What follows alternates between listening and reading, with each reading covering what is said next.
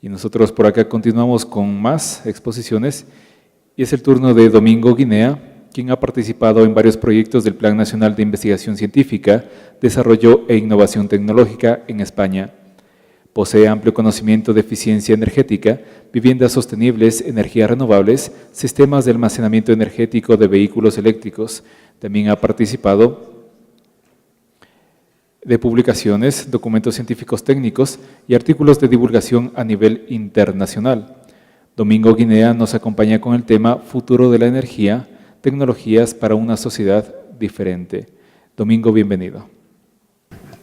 Muy bien. Ahora sí se oye mejor. Bueno, en primer lugar, gracias por darme la oportunidad a la superintendencia de hablar con ustedes y gracias a ustedes por estar ahí aguantando tranquilamente lo que les pueda contar. Gracias también al anterior ponente, porque me ha dejado las cosas muy a mano para comentar esto durante un rato. Vamos a hacer, me tocan dos charlas. La primera, vamos a profundizar en lo malo y de alguna manera generalizar. Y como ejemplo, mañana sí hablaré del transporte, entonces como ejemplo de las posibles soluciones, voy a ir a los edificios, voy a ir a lo estacionario, hoy. Cortito, pero creo que puede ser ilustrativo de las posibles soluciones que podemos encontrar. Y mañana sí vamos a entrar claramente en alternativas de transporte. Bueno, lo primero es decir, es que la energía no está sola. La energía está directamente unida a la población, está unida a la economía y es lo que nos permite, lo que nos va a permitir a nosotros y a las futuras generaciones la supervivencia. No hay más que ver, ¿verdad?, la curva de población, ya se nos ha quedado chica esta curva, llegamos a los 7.000 millones, en el cual pues, ha estado prácticamente la población humana estabilizada hasta el descubrimiento, la utilización más que el descubrimiento de los combustibles fósiles, ¿verdad? Es a final del 17 cuando se empieza a utilizar el carbón porque ya no les quedaba leña a los ingleses y el carbón olía mal, pero se empieza a utilizar y a partir de entonces a finales del siglo XIX cambiamos a petróleo y estamos, ¿verdad?, a principios del siglo XXI, ¿a qué vamos a cambiar? Bueno, indudablemente la peste negra no causó tanto efecto en el siglo XIII como el descubrimiento del petróleo o el uso del petróleo y carbón en el XIX y XX.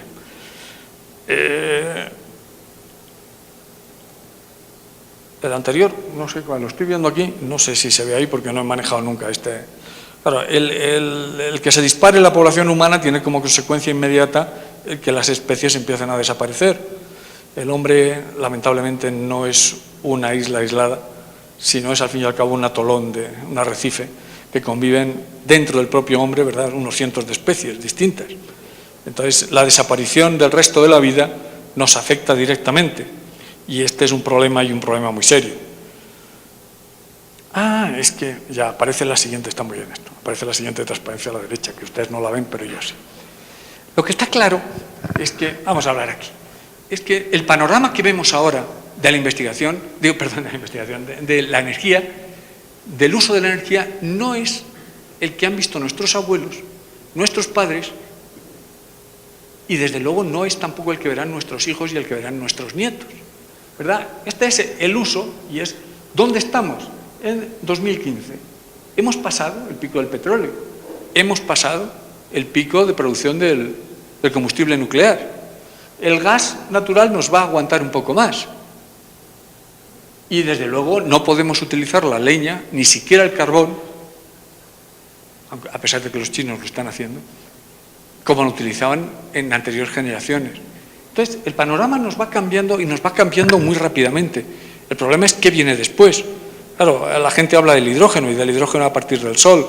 Lo que sí sabemos es que el precio del hidrógeno, del petróleo está subiendo de forma radical.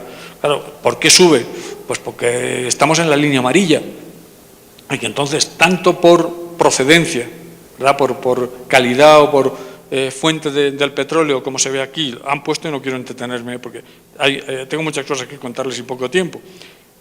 Hemos pasado ese pico de petróleo. No significa que no haya, pero significa que vamos a producir de ahora en adelante los distintos de las distintas fuentes a los distintos países, ¿verdad?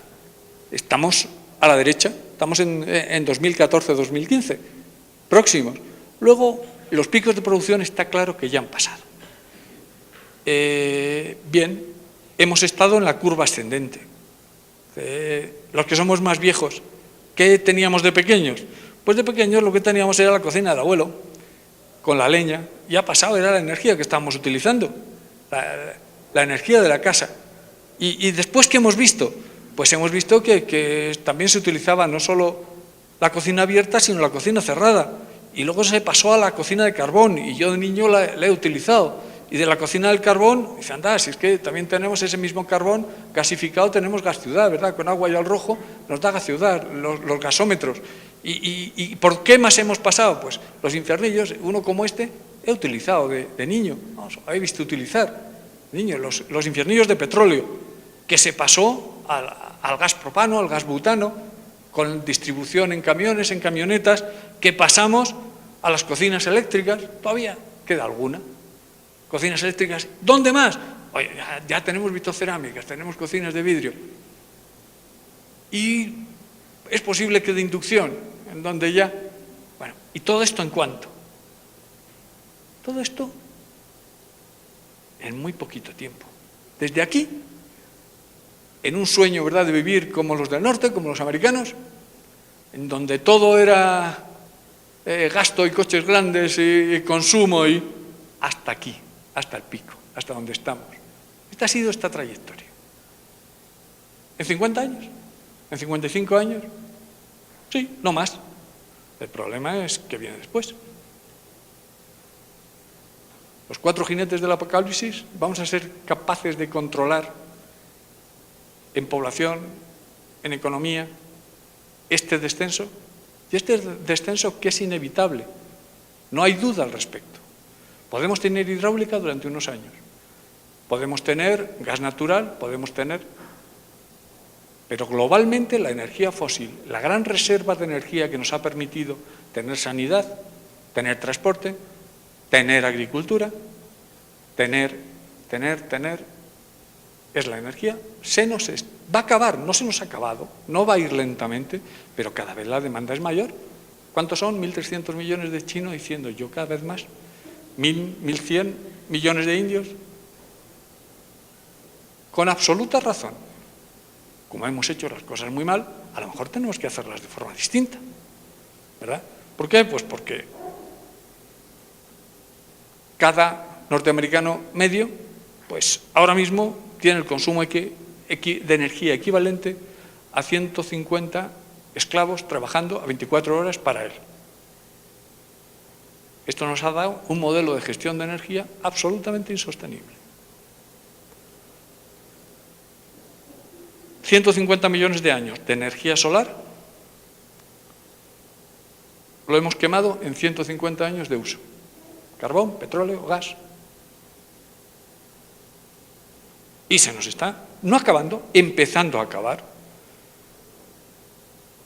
Esta política de despilfarro se muestra claramente en las redes de distribución de energía, las redes eléctricas, las redes de gas, especialmente las eléctricas, que es decir, yo tengo carbón, tengo nuclear, tengo centrales de petróleo, de gas, lo meto en una máquina térmica, en una turbina, en un motor y lo introduzco en un sistema de transporte. Tenemos un 84% de pérdidas de promedio. O sea, solo una de cada 6 partes de energía consumida llega al destinatario. Luego podemos utilizarlo en refrigerar, en un sistema de refrigeración en Guayaquil y dejar la ventana abierta. Podemos hacerlo todavía peor. Pero ya el sistema es absolutamente ineficiente como funcionamiento. Como consecuencia, el supuesto crecimiento económico nos está dejando sin planeta. ¿Cuántos planetas necesitamos para vivir ahora mismo como viven los países más industrializados? Me parece que son 2,5, 3,5, pero luego serán 5, luego serán 10, y claro, no da más. Más que para lo que da, no solo en energía, también en economía. Este es un modelo antiguo que nos dice que hay una ligación directa entre el crecimiento económico acelerado mientras ha habido disponibilidad de energía barata y abundante y que va a decrecer inmediatamente. Entonces, alguien dice, ¿qué tiene de diferente esta crisis, la crisis que estamos viviendo? Quizá más algunos países como el mío, o como en general el sur de Europa, pero que se inició en Estados Unidos, que ya lleva Japón arrastrando unas cuantas décadas. ¿Qué tiene diferente de la crisis de la OPEP del 73 o de la crisis del 29 americana? ¿Qué es lo que hay de diferente? Hay algo que la hace distinta. Y eso que hace distinta es que ya no podemos seguir creciendo. Podemos competir una crisis, ¿no?, con un aumento del impulso de crecimiento. En este instante no tenemos energía para crecer. Una imagen gráfica del promedio de crecimiento mundial en los últimos años nos muestra. Y esto no es que nos lo muestre en los últimos años, es que alguien de mediados del 19, ¿verdad?, el amigo William, hizo un modelo que lamentablemente se ajusta bastante a la realidad. A la derecha tenemos consumo de energía, producción de energía. A la izquierda, en ordenadas, en vertical, la economía que esa energía permite. Y en las barras que ven es el precio de esa energía a lo largo del tiempo. Hemos estado por la línea roja yendo hacia la derecha hasta hace 5 años, hace 6, hace 3, hasta ahora mismo, hasta estos momentos. A partir de ahora, este modelo de 150 años de vida predijo que la escasez de energía, la detracción, la recesión en energía iba a provocar una recesión en la economía que se iba a ser al principio lentamente y luego muy rápidamente. ¿Se ha ajustado a la realidad este modelo o no? Hay una cosa que es indudable, que es que los combustibles fósiles, tal como los conocemos, son, en la vida humana, en la vida de nuestra especie, son un relámpago, ¿verdad? Antes, ¿de dónde obteníamos la energía? Agarrando nosotros el pico o utilizando para calentarnos la leña, los animales o los esclavos que teníamos. Después, o buscamos otras soluciones o tendremos que recurrir a lo mismo que teníamos.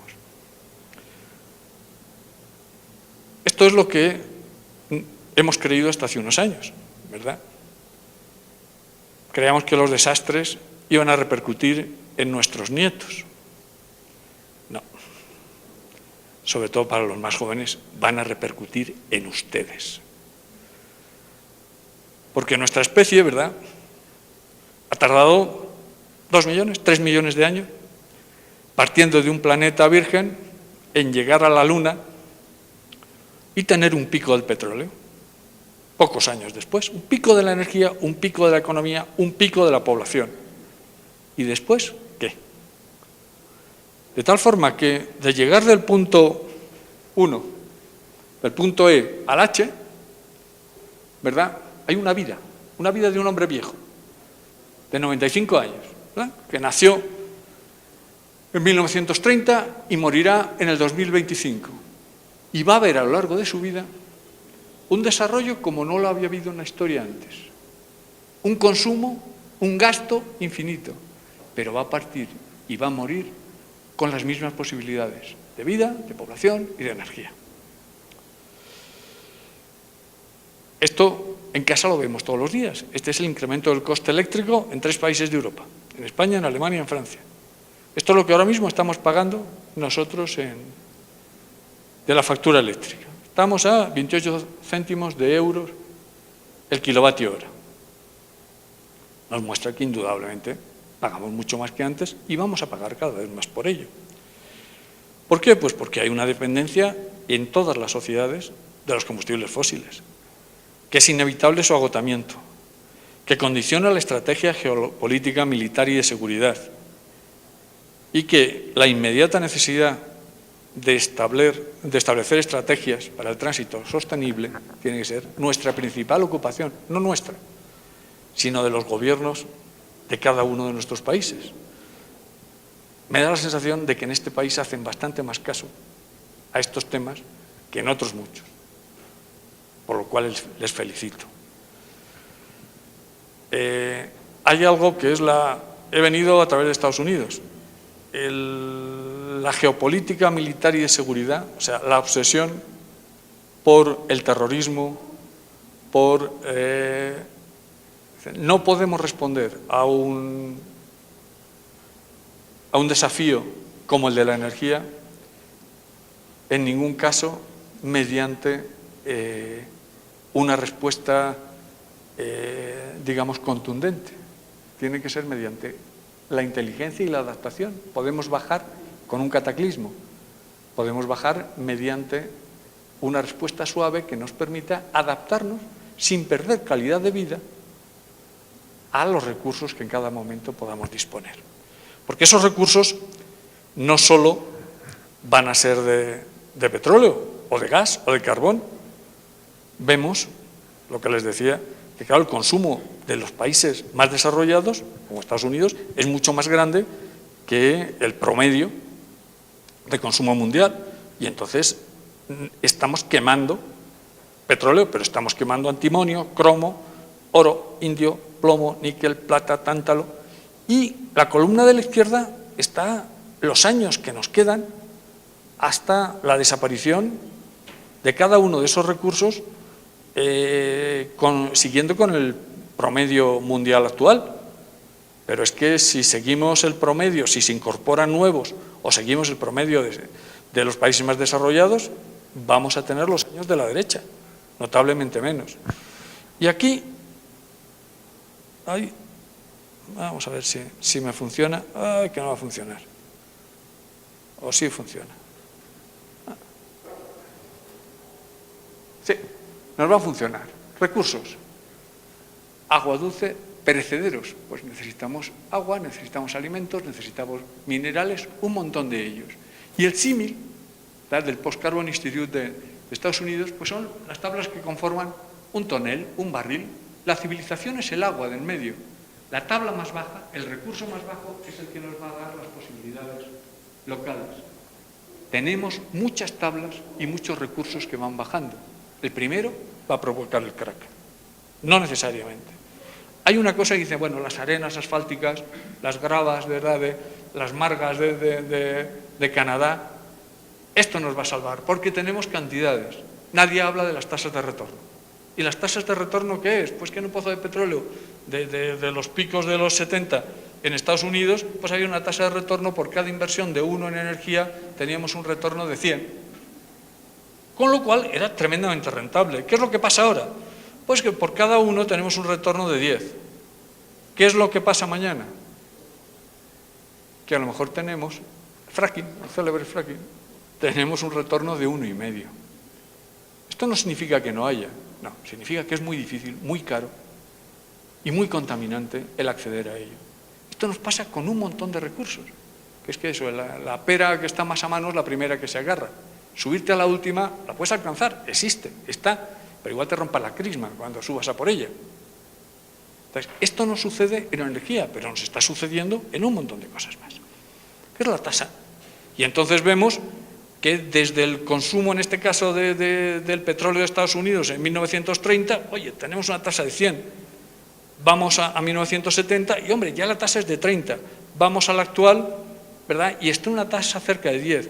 Hablaban de biocombustibles. Yo ahí soy bastante crítico, porque lo tenemos abajo a la izquierda, biocombustibles, si es que está en el pico de abajo.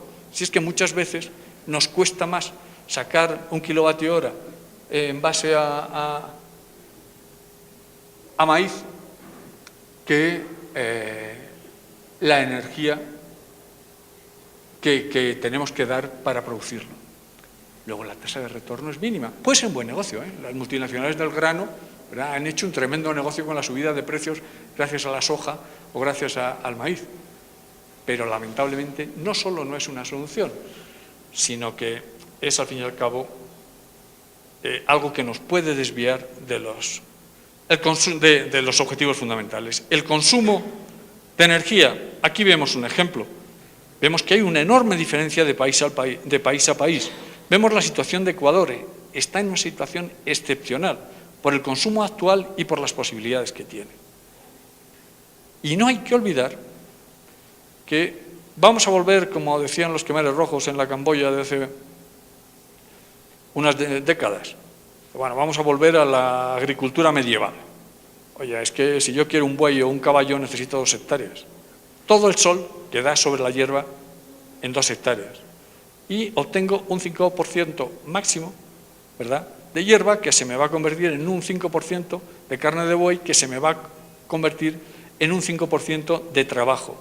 El rendimiento de eso en la naturaleza es bajo, no tiene prisa, no se ha creado como rendimiento. ¿Qué es lo que pasa si utilizo tecnología actual? Pues bueno, voy a un panel fotovoltaico convencional, el rendimiento va a ser menor, si no voy a tecnologías muy sofisticadas, del 17%.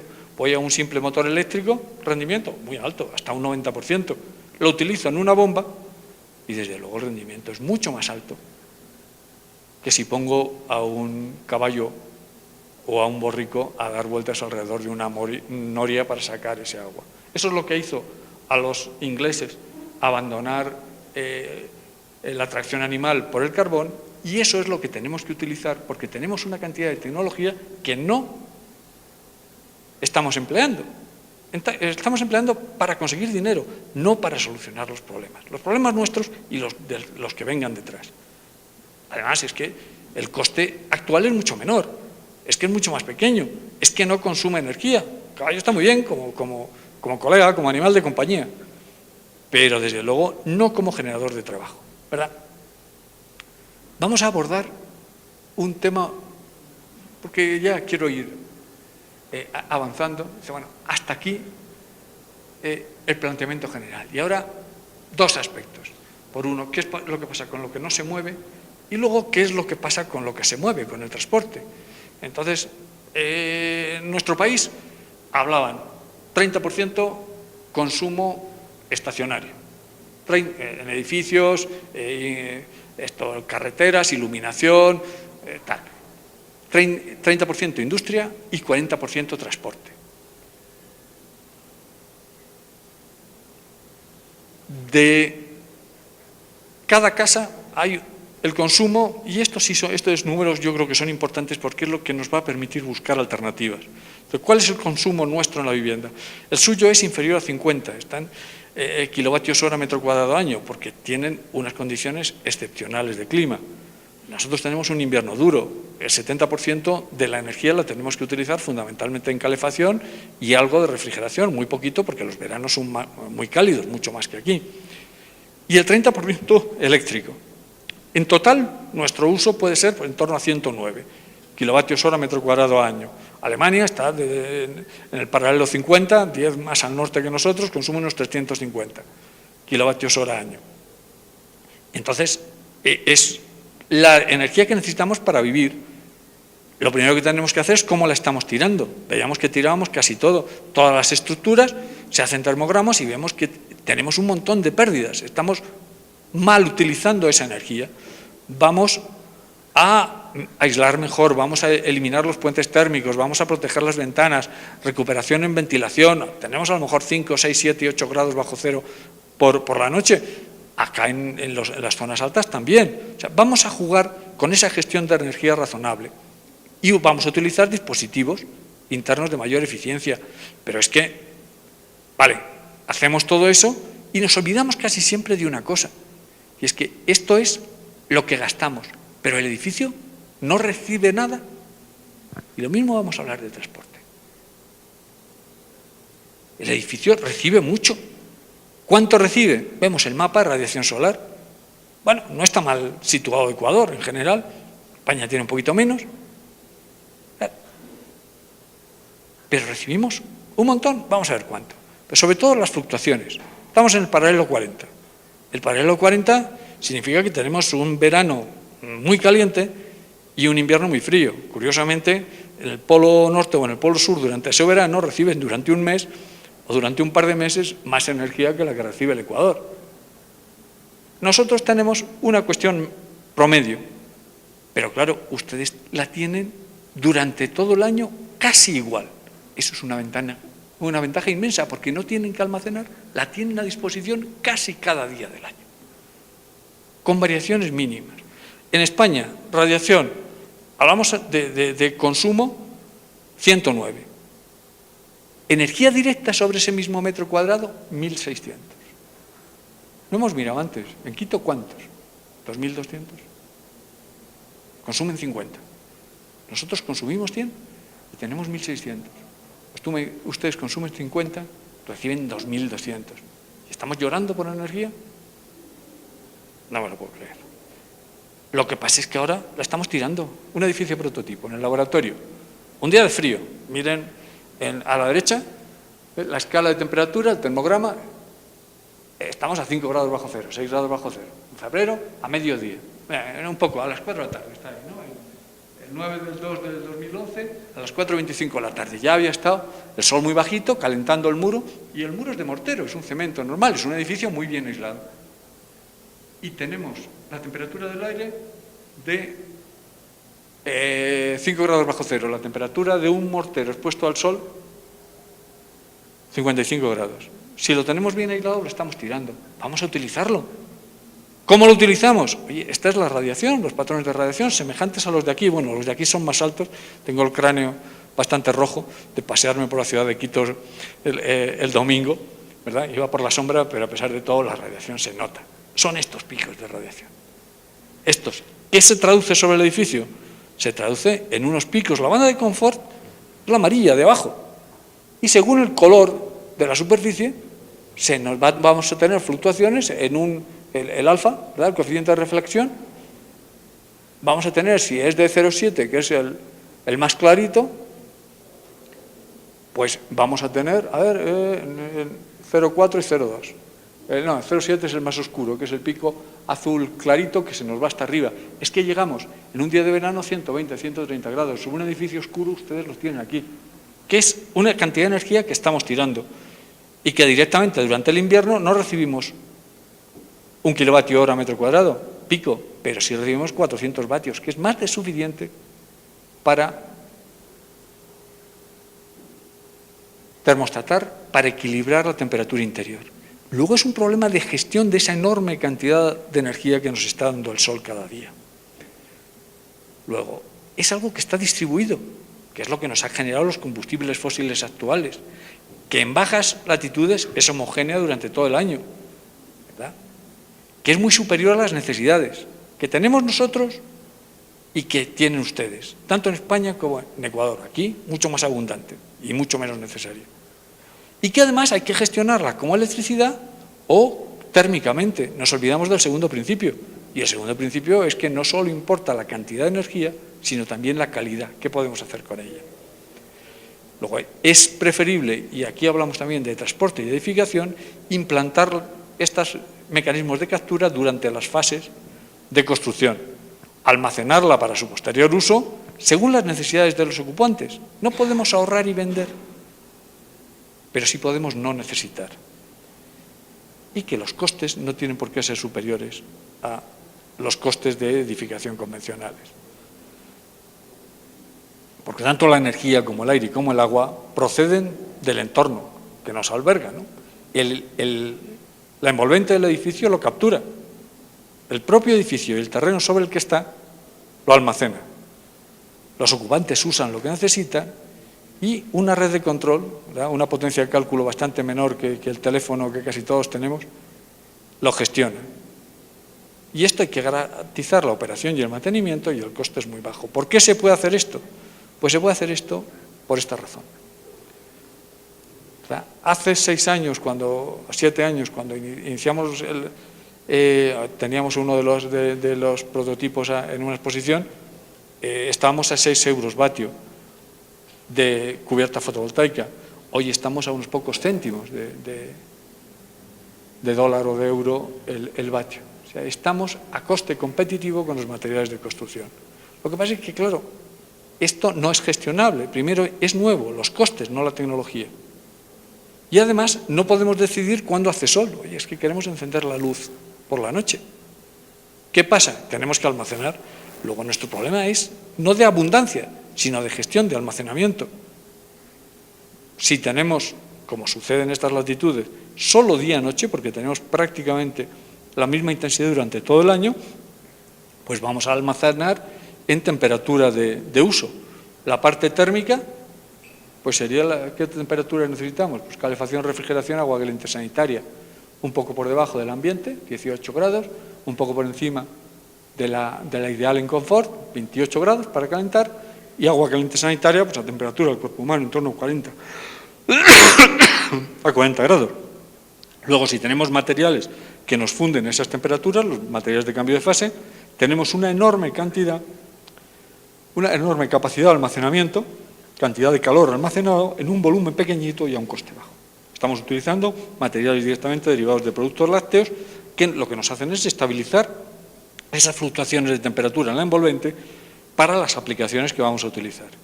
Y en el uso eléctrico exactamente igual. Si necesitamos electricidad y la tenemos, la utilizamos. Normalmente utilizamos baterías más o menos ligeras, en estacionarios no es crítica que sea ligera, si la vamos a mover sí, ¿no? Con nuevos formatos de ion, pues y las pinelas de litio en vez de ferrofosfatos, etc.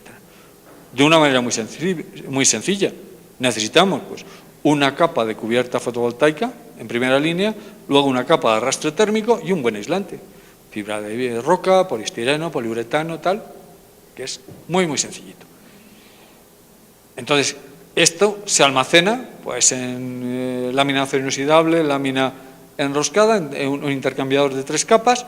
En la capa intermedia está el material estabilizador, el acumulador, mientras que primario y secundario del intercambiador son los flujos de la envolvente o los flujos de uso.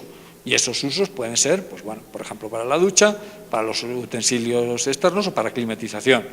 Exactamente lo mismo, en climas muy cálidos, pues una bomba de calor utilizando el propio suelo como la geotermia entendida como un primario de acumulador térmico.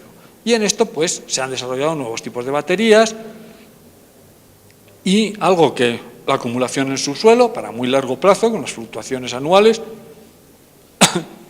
y llegar al hidrógeno. Se ha mencionado muy brevemente. El hidrógeno tiene un problema y es que conseguir un hidrógeno limpio es a partir del agua.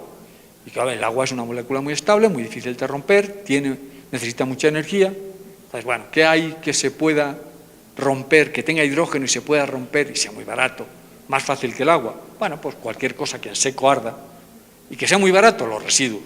Luego los residuos disueltos en agua y que en seco ardan, que son casi todos, si lo sometemos a un proceso controlado de electrolisis, estamos limpiando el agua por un lado, pero además estamos obteniendo un hidrógeno que tiene unas características muy especiales. Sí se ve aquí.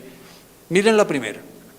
Tenemos la composición atmosférica, nitrógeno y oxígeno, en un cromatograma, en el cual tenemos pues, la proporción 70-30 que todo el mundo conoce del oxígeno y nitrógeno en el aire. Y al cabo de un rato, ¿qué pasa? De electrolisis, que tenemos hidrógeno y solo hidrógeno, no tenemos oxígeno. ¿Dónde está el oxígeno? Retenido en la propia disolución como carbonatos. Luego tenemos un proceso de limpiar el agua a base de los excedentes de energía solar que no emite nada de CO2. Bueno, no está mal. Estas son las conclusiones, lo que les sacaban. No hay dióxido de carbono, no hay monóxido, luego podemos abordar con un hidrógeno de pureza suficiente como para abordar una pila de combustible. ¿Por qué utilizar hidrógeno y una pila de combustible? Una razón muy sencilla. Primero, porque no hay contaminación, la contaminación es cero, estamos fuera del ciclo de carbono. Pero hay una segunda razón, y es que al abordarse directamente una pila de combustible nos salimos del ciclo de Carnot. No estamos en un ciclo térmico, no tenemos los límites de foco frío y foco caliente. Luego tenemos solo los patrones de irreversibilidad en el proceso de electrólisis o de generación eléctrica a través de la pila de combustible. Claro, ahí podemos llegar, según los catalizadores que desarrollamos, podemos llegar por encima del 80%, 80-85%. En estos casos hay muy especial porque una parte de la energía la aporta el propio residuo. Porque, claro, estamos prácticamente recuperando como gas combustible de alta pureza la misma energía que estamos inyectando eléctrica. Con lo cual, la rentabilidad del proceso de recuperación es muy alta. Bueno, prototipos de Zaragoza, muy bien, pero caro. Vamos a ir a un prototipo, digamos, de vivienda social barata para Chile. Pues vamos a ello, a un coste razonable. Vamos a industrializar, en esto estamos, a industrializar el proceso, de tal manera que sea algo que vaya directamente imbricado en el proceso de construcción, con lo cual los costes se abaratan un montón. ¿A costa de qué? Pues de un sistema de control, unas pequeñas bombas que nos mueven la parte térmica y unos elementos eléctricos que nos capturan la parte eléctrica, pues que nos capturen energía solar, térmica y eléctrica en la cubierta, a ver que me vaya, también en los muros, la acumulen bien en el subsuelo, bien en los elementos de acumulación en hidrógeno para la parte eléctrica, y podemos incorporar una mezcla eléctrica y térmica para si estamos, por ejemplo, en la Amazonía, por ejemplo, en la costa, donde siempre tenemos temperaturas promedio altas, pero sí tenemos radiación en excedente, utilizar la radiación en excedente para, mediante la máquina térmica, refrigerar el interior del edificio. O sea, unir las dos cosas a un coste que necesitamos, 400, 500 vatios, no necesitamos más. Es un compresor de frigorífico, de refrigeración. No necesitamos alta tecnología, necesitamos aplicar la que tenemos. Vale, y entonces esto es una máquina térmica en que se aporta, estamos utilizando, pues, por ejemplo, un polideportivo, en donde ya los circuitos se complican un poco. Para el ejército, pues estamos haciendo hangares, grandes vanos, para almacenamiento. Estamos hablando de elementos que consumen más de 1 megavatio solo en climatización interior. Bueno, pues es que el sol, invierno-verano, nos da capacidad suficiente para climatizar. Otro de los proyectos que tenemos es en estaciones de tren. Pues vamos a hacer elementos autoportantes con una lámina muy pequeña y que sea la propia envolvente la que, en función de los colores que elijamos, no está aquí, está en la siguiente, en función de los colores que elijamos, vamos a poder seleccionar cualquier temperatura, la que queramos. Hacemos circular aire a través de la cámara del color correspondiente y tenemos la temperatura adecuada a ese color, adecuada, que nos proporciona esa absorción a cada momento del día. El problema, un problema de gestión, de control. Luego entonces, oye, vamos a construir 3 entornos. Es que el planteamiento de transporte es muy paralelo a este, muy parecido. Tenemos un ambiente exterior, que sea el que nos da el clima, el que Dios nos otorga en cada momento, un ambiente interior que tenemos que tenerlo en banda de confort, esos 20-26 grados de confort humano. Tenemos que generar algunos sistemas de acumulación, lo más baratos posible. Como tenemos grandes fluctuaciones, como son los países del norte, tienen que ser sistemas de acumulación enormes y sofisticados. Cuando tenemos un país en el paralelo cero, pues los sistemas de acumulación que tenemos son mínimos, son diarios. ¿Dónde está el esfuerzo? Pues en medida, control y luego optimización de todo el sistema, estrategias de optimización de todos esos flujos de energía. Y esto es lo que donde tenemos que colocar un poquito de inteligencia, la que utilizamos. Aquí tienen excelentes equipos de ingeniería de software. Con lo cual, la aportación, el coste del hardware es muy bajo a utilizar. El coste de software se desarrolla una vez y además según necesidades locales. Hemos utilizado los sistemas de norte de Europa en nuestro país. Calentaban estupendamente, pero luego no había quien sacase ese calor durante el verano. Claro, no estaban acondicionados a nuestro clima. Probablemente lo que se desarrolle en los Andes no servirá para la selva o no servirá para la costa, porque las condiciones climáticas. Luego hay que adaptar todo el sistema de esos flujos de energía, por un lado, al clima, pero por otro lado, al entorno, perdón, a las necesidades del usuario. Una casa que se utiliza de vez en cuando no es lo mismo que una casa que se está viviendo todos los días, ¿verdad? Y entonces los interlocutores también, en el esquema que se haga de control, pues por un lado son los ocupantes, pero hay un equipo de mantenimiento y hay un equipo de desarrollo que tiene que ser local. Y hay además que hacer ahora una ventana para mostrar que esto es posible. A los que nos venden la electricidad no les gusta mucho la idea, pero en este caso, afortunadamente, las empresas eléctricas son estatales. Luego, los entornos de interfaz, en una primera fase los que tenemos en los laboratorios, luego lo que tiene cualquier app, cualquier aplicación de un teléfono móvil, que se hacen auténticas maravillas y se hacen muy bien, ¿verdad?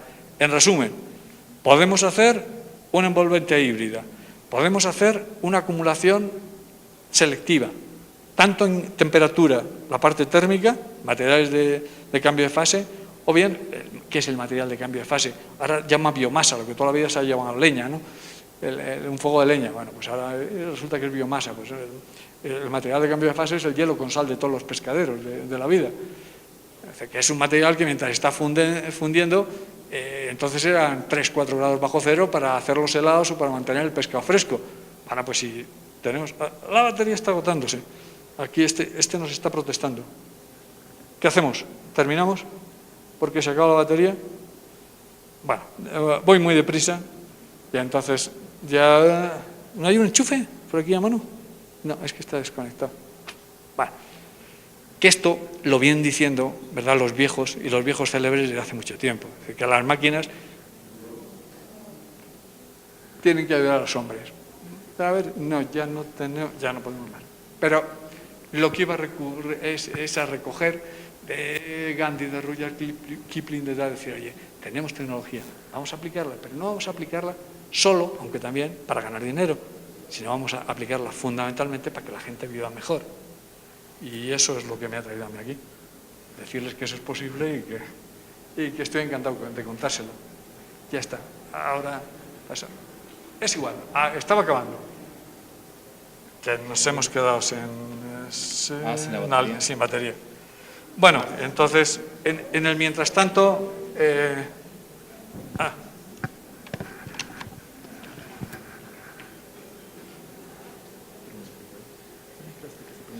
¿Perdón? Sí.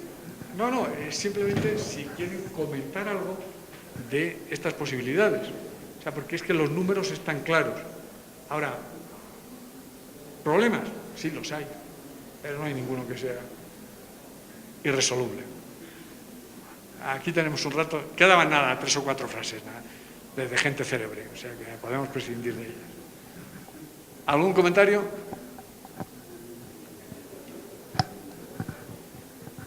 No, se lo creen, qué suerte.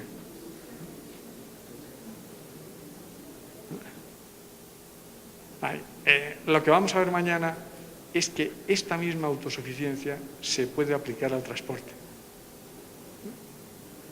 Entonces, se puede aplicar al transporte, pero claro, estamos construyendo ahora mismo los edificios como los construían hace 4.000 años, ¿verdad? Con los mesopotámicos, con los ladrillos. Y claro, así es muy difícil hacer la gestión. En el transporte nos pasa igual, no podemos ir al siglo XIX, sino tenemos que ver qué posibilidades hay con los elementos que tenemos ahora mismo en la mano. Y esos elementos son muchos. Y son prácticamente ese sol que es abundantísimo. Y cuando uno echa números, ve lo poco... ¿Así se oye? Lo poco que cuesta y lo abundante que es. Especialmente aquí. Eso doy fe, ¿no? Entonces, lo estamos tirando, lo estamos desaprovechando de una manera tremenda. ¿Ningún comentario al respecto?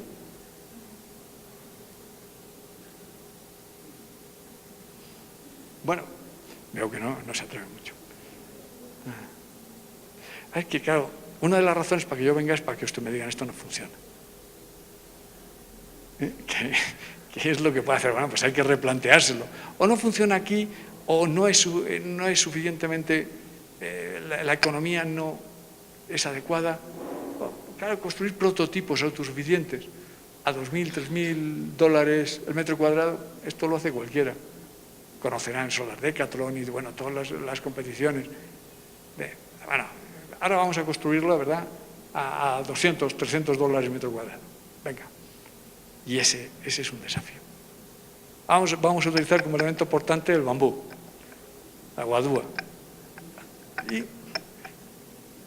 el silicio, hablan retornos del silicio. Es que el retorno energético de los fotovoltaicos, el retorno es aproximadamente la capa fotovoltaica, la quinta parte del vidrio sobre el que está soportado. Nadie, claro, el que ponga un edificio de hormigón y cemento y acero y hable de que por una quinta parte de lo que vale hacer un vidrio tiene energía eléctrica gratis, no tiene vergüenza. ¿Ya? Pues sí, para hablar solo yo ya no sigo más. Vale, muchas gracias.